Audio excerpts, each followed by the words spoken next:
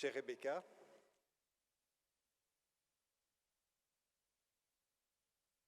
permets-moi quand même de t'adresser un tout petit mot.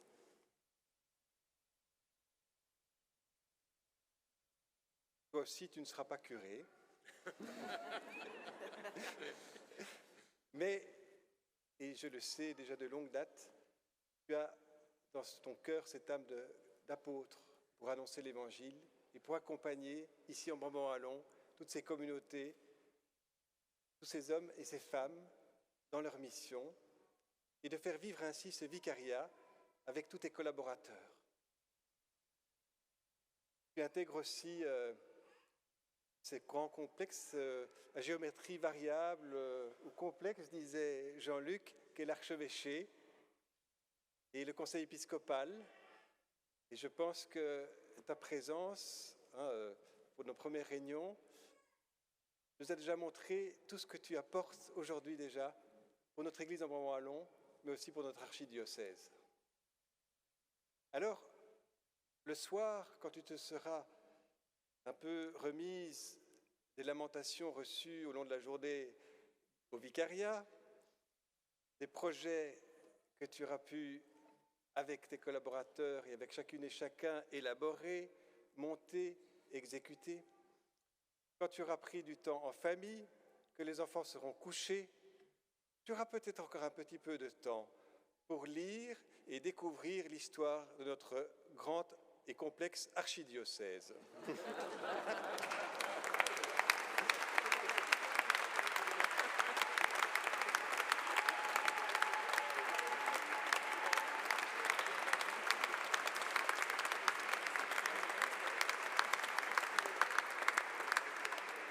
Un tout grand merci d'avoir dit oui, comme a dit Jean-Luc aussi. Merci à Yannick aussi et à ta famille qui permet ce oui aussi, c'est important. Merci à tous celles et ceux qui t'entourent. Et ici, je salue spécialement Eric qui aussi ce temps de transition.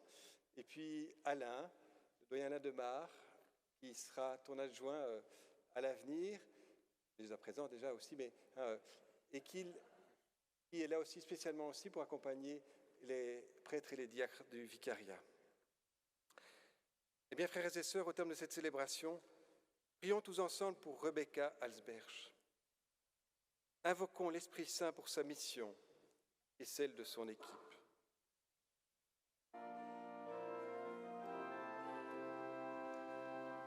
Esprit de lumière, Esprit créateur, restons en nous la joie de l'espérance, affermis nos âmes, anime nos cœurs, pour témoigner de ton amour immense. En ce jour, nous te prions, Seigneur, pour Rebecca, à qui nous avons confié la mission de délégué épiscopal pour le vicariat du Brabant-Wallon. Que l'Esprit Saint soutienne sa foi, son espérance et sa charité pastorale dans l'accompagnement des communautés qui lui sont confiées. Garde-la dans l'écoute de ta parole et dans le discernement des appels de ton esprit, et qu'ainsi dans sa parole résonne la voix du Christ. Que dans son souci du vicariat se reflète la proximité du Christ, notre unique pasteur. Qu'elle te serve avec amour, en communion avec moi, ainsi qu'avec ses adjoints Alain Demar et Éric Mathéus. Qu'elle vive et suscite une collaboration fraternelle avec les prêtres, les diacres, les animatrices et les animateurs pastoraux, et tous celles et ceux qui portent la mission de ton Église.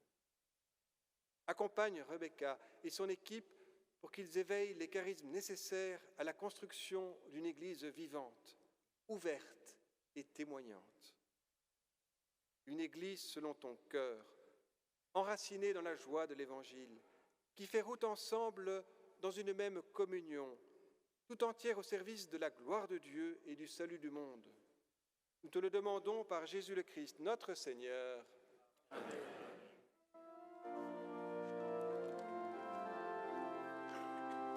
Esprit de lumière,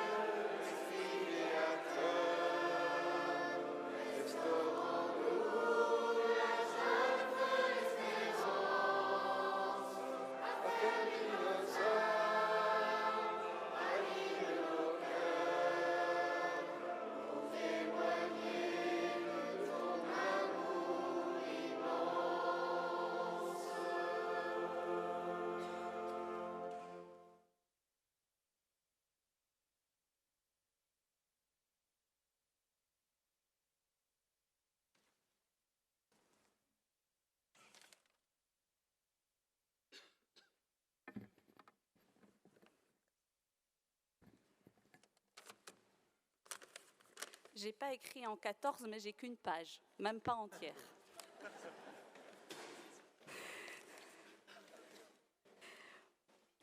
Merci à Monseigneur Hutsin, cher Jean-Luc, pour la confiance et la collaboration fraternelle durant tant d'années.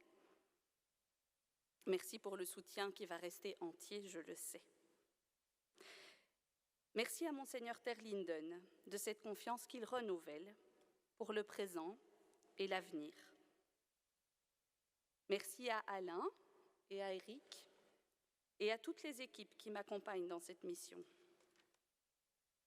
Et enfin, merci à mon époux et à nos chers enfants. C'est un engagement familial qui permet ce oui à l'appel reçu.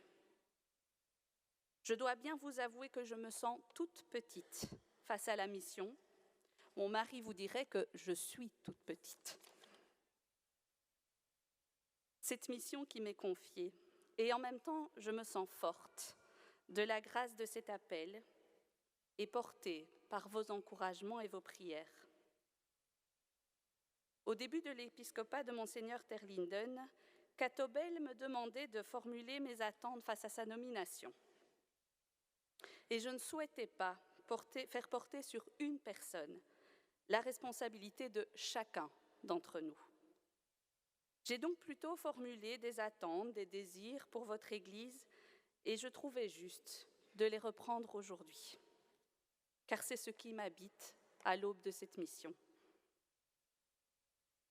J'attends une Église qui accompagne les changements et les défis de notre temps, pour que chacun, là où il est et là où il en est dans sa vie, entende la bonne nouvelle. Dieu t'aime et il veut pour toi la vie. J'attends une Église qui soit réellement présente au monde et à toute la création, qui rejoigne les lieux de fragilité pour y être porteuse de consolation, qui s'engage aux côtés de tous les hommes et les femmes qui travaillent au quotidien pour une vie plus juste pour chacun. J'espère une Église qui revienne toujours à son essentiel, le Christ, qui le met au centre et propose des espaces où chacun puisse cheminer avec Dieu au sein de communautés vivantes. Des espaces où nourrir sa foi en écoutant la parole, en priant ensemble, en affinant un discernement quotidien à l'écoute de l'Esprit. De ces lieux qui nous donnent envie de dire « Viens et vois ». J'ose croire que ce temps de changement est propice à continuer les élans synodaux qui habitent notre Église. Je rêve d'une Église où femmes et hommes, prêtres, laïcs, diacres, religieux, religieuses, animateurs et animatrices pastorales, travaillent toujours plus main dans la main, dans des collaborations sans cesse renouvelées, pour gagner en justesse, en authenticité, pour grandir ensemble, afin d'être toujours plus signe de Dieu sur cette terre. Je souhaite qu'à l'occasion de ces changements pour notre vicariat, chaque chrétien, chacun d'entre nous, se pose la question de la pierre qu'il peut porter à l'édifice pour contribuer à la mission confiée à notre Église. Annoncer, célébrer, servir. C'est ma conviction profonde. L'Église est chacun et chacune d'entre nous.